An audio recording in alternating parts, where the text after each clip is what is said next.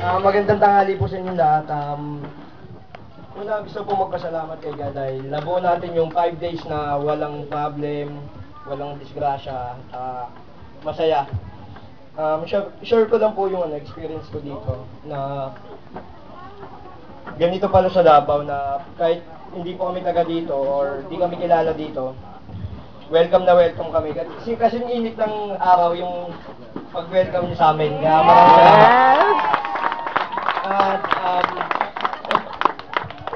At salamat din po sa nakasama namin, mga bagong kaibigan.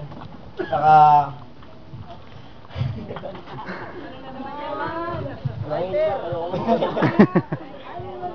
sana sa message ko lang po sa makakakuha ng bahay, yung beneficiary ko. Sana po ingatan po dahil maswerte po kayo nabigyan po kayo ng ganyang bahay na sementado po, saka may titulo. Kasi sa Manila po, marami pong squatters na tinatanggal po yung bahay nila dahil wala pong titulo.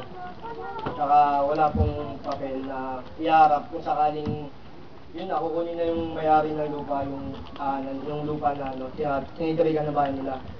Saka yun po, thank you po.